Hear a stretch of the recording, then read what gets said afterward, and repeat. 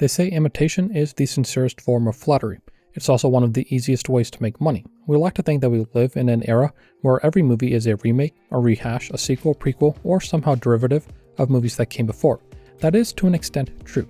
But in this video, I want to explore how it's not just a new phenomenon, but rather a continuation of a trend that's been going on for decades.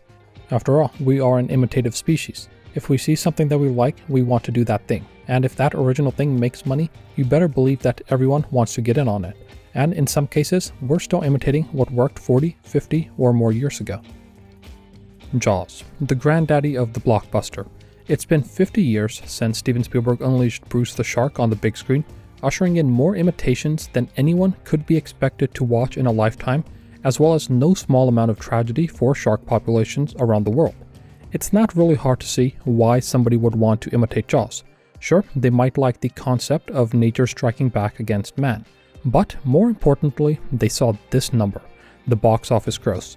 Now, I'm no mathematician, but an eventual $478 million gross on a $9 million outlay sounds pretty good to me. The Jaws imitators came quick and fast, and they stemmed from Universal Pictures themselves. The studio made not one, not two, but 3 sequels, each of which got worse reviews and worse box office, though they all made decent money. It didn't help that Spielberg himself said, quote, "Making a sequel to anything is just a cheap, carny trick," end quote, though he said that years before Jaws 2 came out. In fact, there are so many Jaws ripoffs that if I were to make this a multi-part series covering about 10 movies in each, it would take me about 14 videos to cover all the better-known Jaws ripoffs, according to this random IMDb list. There are some that I think it's safe to say that time forgot. Mako, the Jaws of Death, was one of the first ripoffs right out of the gate, though it's more about the opposite point of view. The lead has a connection with sharks and wants to protect them, which they kinda needed after Benchley's book and the movie. That said, the movie does not end well for the lead. There was 1976's perfectly named Shark Kill, which is Jaws on an oil rig. There was 1978's Bermuda, Cave of the Sharks, a Spanish, Mexican, Italian production. 1979 had Up from the Depth, which is more of a monster movie than a shark movie, but has a similar premise.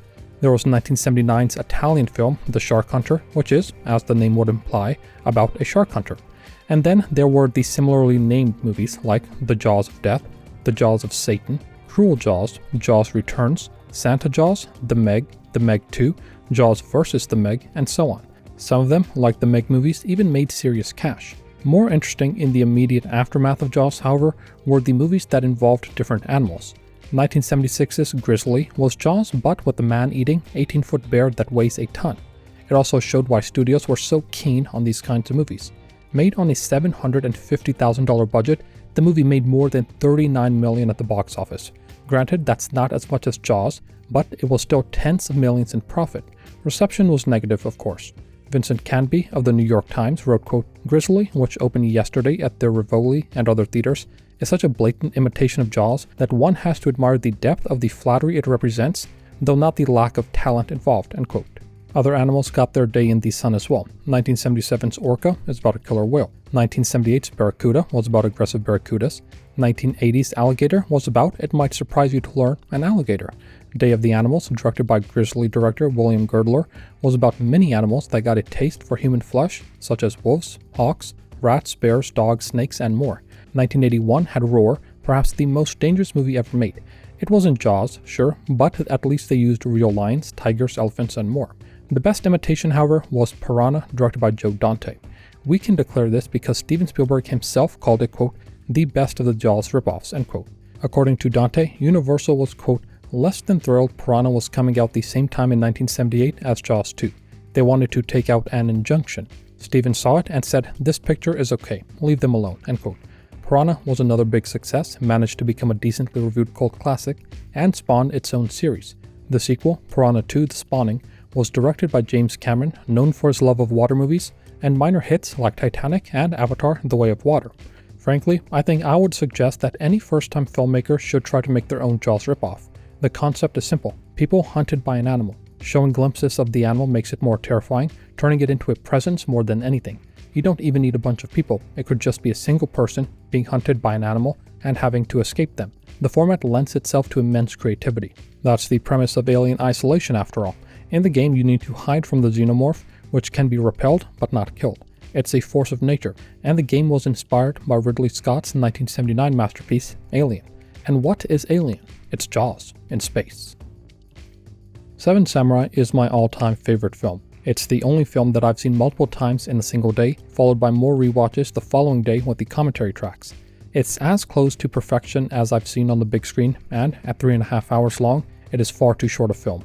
All of that is to say that I struggle to stay on topic when working on this section, but managed to. Directed by Akira Kurosawa, the movie is about a farming village that's about to be pillaged by bandits during Japan's Sengoku period, a time of civil war. The farmers hire 7 samurai to fend off the bandits. This itself is an important point. In his 4 out of 4 star review of the film, Roger Ebert wrote that Seven Samurai is, quote, not only a great film in its own right, but the source of a genre that would flow through the rest of the century. The critic Michael Jeck suggests that this was the first film in which a team is assembled to carry out a mission, an idea which gave birth to its direct Hollywood remake, The Magnificent Seven, as well as The Guns of Navarone, The Dirty Dozen, and countless later war, heist, and caper movies, end quote. Now, I haven't seen every film released before 1954, but I think what Ebert and Jeck mean is that Seven Samurai instantiated a workable template for movies that include the assembly of a team to take on a mission. Other movies did something similar in the past, but nothing quite like it. Military movies have conscription, but that's different from the samurai volunteering to help out a meager village at the behest of a single respectable figure, Kanbei. Pirate movies have captains that have loyal crews, but those are, like in war movies, subordinate figures, and not co-equal like they are in Seven Samurai. Ebert and Jeck also don't cover that this was already done in comic books as well. The Justice Society of America first assembled in All-Star Comics number 3 in 1940, more than a decade prior to Seven Samurai. While comics were looked down on as a form of entertainment for decades, we can't dismiss that they might have influenced many up-and-coming directors, even if they didn't translate into movies. To understand the impact of Seven Samurai and what everyone copied, it's important to realize that this is one of the best examples of cultural transference in cinematic history. Akira Kurosawa was greatly influenced by American westerns, particularly the ones directed by John Ford. Cultures have their own archetypes, especially of figures from the past. America had the cowboy, in Japan the samurai, and the samurai in Seven Samurai share some things in common with their Western counterparts. Many of them are lone wolf type characters, they have their own sense of honor and duty, they fight on a lawless frontier against corrupt forces, and aren't themselves necessarily good or bad. In making Seven Samurai, as well as movies like Yojimbo, Kurosawa made westerns better than most American westerns. Directors in the West certainly thought so as well, because a significant chunk of movies made in the last 70 years owe a debt of gratitude to Seven Samurai. The biggest one, of course, is John Sturges' 1960 film, The Magnificent Seven. It's an Old West-style remake of the movie, which was inspired by westerns, so this really is a full circle moment. And like Ebert mentioned, there were movies like The Guns of Navarone and The Dirty Dozen. But this is just scratching the surface. In 1970, there was an American-Iranian production, The Invincible Six, which is about a group of criminals that want to steal some jewels, but end up helping townsfolk instead. 1998's A Bug's Life, directed by John Lasseter for Pixar, was directly inspired by Seven Samurai as well. One of the bugs says, quote, "They come, they eat, they leave. It's our lot in life," end quote. It's a direct pull from what Manzo, one of the villagers, says, quote, "We were born to suffer, it's our lot in life," end quote, according to a translation of the screenplay from Japanese film historian Donald Ritchie. Star Wars is even more direct. In it, C-3PO, after he and R2-D2 land on Tatooine, says, quote, "We seem to be made to suffer, it's our lot in life," end quote. We should also consider the first feature film that James Cameron ever worked on, 1980's Battle Beyond the Stars, which was directed by Jimmy T. Murakami. It was a space opera film made in the wake of Star Wars and directly meant to rip off it in order to capitalize on its success. A peaceful farming world, Akira, and its people, the Akira, named after Akira Kurosawa, are threatened by a warlord who demands submission within 7 risings. They must fend him off with help. Movies like Ocean's 11, Fast 5, and really almost any movie in the last 70 years where a group of characters come together, often at the behest of a singular individual, in order to achieve a goal, owe some debt of gratitude to Seven Samurai. Denis Villeneuve, meanwhile, in a visit to the Criterion Closet, said that if you could ever see just one Criterion movie, just watch Seven Samurai. He's right about that. The movie's impact continues to be felt. When James Cameron moves, everyone listens. Unfortunately, when he moved on to doing Avatar, everyone took away the wrong lesson. Avatar is still the highest-grossing film of all time, just flirting with the $3 billion mark. That makes sense. It was James Cameron's next movie after Titanic, and one that he'd been working on since before Titanic. There was a lot of pent-up demand, and a lot of people thinking that it would fall flat on its face. those people were wrong because they bet against James Cameron, which is inadvisable. Avatar is interesting because its imitation stemmed from technology, not necessarily its plot or characters. After all, it's a meme that Avatar is Dances with Wolves or Ferngully with blue cat people. Rather, Avatar was a movie that was pitched as a must-see in 3D, and it led to a lot of cheap imitations. 3D had been tried before, but Avatar reignited the fad like nothing else. Part of the reason the gross is as high as it is for Avatar is because so many people saw it in 3D, and those tickets are more expensive. I'm not a fan of 3D, so I saw it regular and otherwise, but I can understand why people would shell out for the more expensive tickets. The same was true for the follow-up, The Way of Water. But most directors and studios didn't really care about doing 3D the right way. Cameron used specialized 3D cameras that he helped develop and made it a first-party experience, as opposed to doing a 3D conversion after the fact like most other studios. The reason was simple: money. In a Hollywood Reporter interview between Michael Bay and Cameron, Bay said, quote, "The bottom line is, if you want to do good 3D, it's very expensive," end quote. Most studios would be happy with just the bump in ticket prices without the commensurate work required to make it an excellent experience. Bay mentioned those movies as well, saying, quote, "But what's happening right now is there are so many 3D movies that are done badly, that are just post-converted so quickly that you can tell some movie audiences are just getting turned off to 3D because it's BS 3D," end quote. Cameron agreed, saying, quote, "3D gets people back into the cinema experience, the big screen, the stuff that we love. But we're abusing it left and right. Some studios are making poor decisions about what films to convert and how rapidly to do it, and trying to wedge it into post-production like it's a sound mix," end quote. The number of great 3D movies can probably be counted on a few pairs of hands. Avatar and Avatar: The Way of Water, of course, were excellent, but Alfonso Cuarón's Gravity, Martin Scorsese's Hugo, Ang Lee's Life of Pi, Michael Bay's Transformers: Dark of the Moon, and Joseph Kosinski's Tron Legacy are also excellent examples. Most of them were shot on the Fusion camera system, which Cameron developed to shoot in stereoscopic 3D, while Gravity was shot in 2D but excellently converted post-production into 3D. But all of these are also filmmakers that care about the theatrical experience and making sure that viewers get the best that they could get. Most movies would end up falling flat though, and eventually studios either figured that it was too expensive to do or not worth the effort for the return. In the post-Avatar years, there was a boom, but it began to decline even before the beginning of the pandemic, and not just in real numbers, but as a percentage of the movies being made and as a percentage of box office receipts. 3D movies still get made today, but they certainly don't get the push that they did before. Now it's moved on to PLF or premium large formats, which in my experience are a much better experience than a poorly made 3D movie. That said, if James Cameron is at the helm of the movie, I will certainly pay extra to watch it in 3D at least once. Toy Story's contribution is similar to Avatar in that it was more tech-focused, but whereas the 3D gimmick eventually started to peter off, Toy Story was a different beast entirely. Its debut in 1995 wasn't just the arrival of a new movie, but the arrival of a new medium that signaled the beginning of the end for the old way of doing things. Previously considered impossible at scale, Toy Story was the first completely computer-generated feature film, as well as Pixar's first feature. Made on a $30 million budget, the movie would eventually make $394 million at the box office and earned rave reviews. Audiences and critics were totally captivated. It wasn't just the animation quality, but the quality of the storytelling.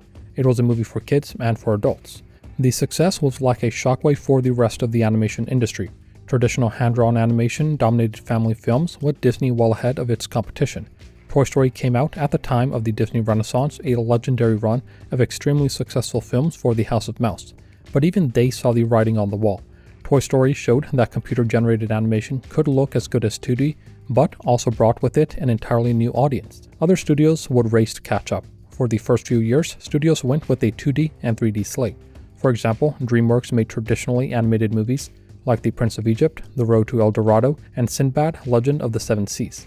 But Sinbad, released in 2003, was the last of the traditionally animated features. It was movies like Ants, Shrek, Shrek 2, Shark Tale, and Madagascar that would soon come to dominate. The movies were about as expensive as their traditional counterparts, but made much more money at the box office. Disney had the same troubles. They worked with Pixar to help produce and release their slate of films, which were extremely successful. At the same time, post-Renaissance, they began to hit some snags. Movies like Fantasia 2000, The Emperor's New Groove, Atlantis: The Lost Empire, and Treasure Planet either lost money or failed to live up to expectations. Meanwhile, movies like Dinosaur and Chicken Little were able to clear big bucks. Disney, reading the writing on the wall, decided to just buy Pixar. Its last 2D film was Winnie the Pooh in 2011. Illumination Entertainment, meanwhile, has made nothing short of bank thanks to its exclusive focus on computer animated films. The Despicable Me and Minions movies are a billion-dollar franchise unto themselves, and since its founding in 2007, none of their movies have failed to make money. The worst performer was 2011's Hop, which still made $184 million on a $63 million budget. In hindsight, Toy Story wasn't just the first successful computer animated film, but the moment when the animation industry in the United States changed entirely. It's difficult to imagine what family films would even look like without it. Pretty much every major animated film since owes a debt to those toys that first came to life in Andy's bedroom. If Seven Samurai is my favorite film of all time, Ridley Scott's Blade Runner is probably the runner-up. Either that or The Lord of the Rings, but we'll leave that aside for now. When Scott's masterpiece hit theaters in 1982, it confounded critics and audiences.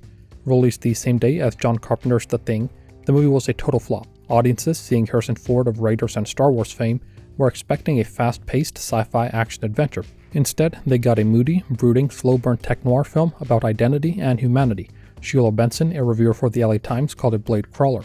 But it was Aries magazine that got it right when they wrote, quote, "Misunderstood by audiences and critics alike, it is by far the best science fiction film of the year," end quote. Blade Runner has gone on to be one of the most visually influential films ever made, defining the cyberpunk and decayed future aesthetic that we're familiar with. Scott's vision of the future wasn't sleek or sterile. It was dense, overpopulated, drenched in neon because the sun was blocked out, and soaked with a perpetual rain. The sprawling cityscape is at once alien and yet oddly familiar, as we can see if we go into any sprawling metropolis today. At this point, the vision of the future that Scott laid out in Blade Runner is the benchmark for innumerable sci-fi movies, anime, games, and shows that followed. An obvious one is 1998's Soldier, written by one of Blade Runner's scribes, David Peoples. He called it a spiritual successor to Blade Runner, while the director, Paul W.S. Anderson, considers Terminator to be the template. RoboCop, co-written by Edward Neumeier, was written while he was working on the set of Blade Runner, and Blade Runner 2049, of course, is a sequel to Blade Runner. Mamoru Oshii, who directed Ghost in the Shell, told the LA Times that, quote, "Any film set in a near-future world is influenced to some degree by Blade Runner, but I did my best to make Ghost different from it. In terms of the film style, I drew more from hard-boiled Hollywood movies," end quote. Funny thing about that is, so did Blade Runner. Movies like Dark City, Looper, and Her certainly owe a debt of gratitude to Scott's masterpiece too. The Fifth Element, which features spinner-like flying cars and a sprawling metropolis, is like a brighter, more colorful, and more fun version of Blade Runner. Video games like Cyberpunk 2077 and Deus Ex were also influenced by it. When Warren Spector, who directed and produced Deus Ex, was asked about his movie and TV influences, he said, quote, "That's easy. The Seventh Voyage of Sinbad and King Kong. Give me a third title and I'll throw in Sleeping Beauty. Give me a fourth and it's Blade Runner," end quote. Odd as it sounds, Blade Runner was also an inspiration for Christopher Nolan on Batman Begins. Of it, Nolan said, quote, "It's hard to say what was conscious homage and what was my analysis of why Blade Runner was so convincing in its production design and in the way it uses its sets. From a pragmatic point of view, Blade Runner is actually one of the most successful films of all time in terms of constructing that reality using sets," end quote. The Matrix, which took influences from a number of movies, is probably one of the movies most influenced by Blade Runner. The Wachowski said, quote, "Blade Runner was a benchmark science fiction film, a masterpiece. Of course there's influence, but we were like the only guys who liked that movie when we saw it, everyone else hated it," end quote. William Gibson, who wrote Neuromancer and is probably the father of cyberpunk as a genre, put it pretty starkly. In his words, quote, "Over a few years though, I started to see that in some weird way, it was the most influential film of my lifetime up to that point. It affected the way people dressed. It affected the way people decorated nightclubs. Architects started building office buildings that you could tell they had seen in Blade Runner. It had an astonishingly broad aesthetic impact on the world," end quote. More than 40 years on, and Blade Runner seems almost cliché if you look back at it. It seems cliché because it created the clichés that we now take for granted. There's cyberpunk, BBR, and ABR, before Blade Runner and after Blade Runner. Its DNA is so thoroughly infused with the genre that it's often missed. The same is often said of Citizen Kane as well. It seems cliched because it created the clichés. It's like a permanent template for depicting the future. No longer gleaming and utopian as people once thought it would be, but crowded, dark, and dangerous. These really only scratch the surface. Halloween spawned a number of slasher films, the Blair Witch Project spawned innumerable found footage films, and Die Hard and Rambo spawned dozens of one-man army films, and so on. Influences are a funny thing. Sure, Star Wars was inspired by The Hidden Fortress, Seven Samurai, and more, but it created something that's enduring from those influences, something that we've carried into the future.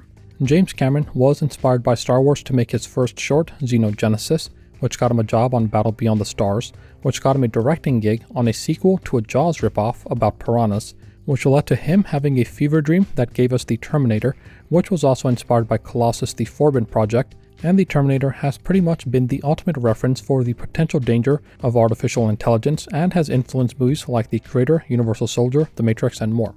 I sometimes think that we're too harsh on quote-unquote unoriginal movies. Few things, if any, are wholly original. Nearly everything stands on the shoulders of giants, and that's as true for scientific discoveries as it is for the arts. What matters, I think, is what those imitations can contribute to the canon. Sometimes they're fly-by-night, and other times they enhance it. I'm curious to see how today's creatives will build upon what came before.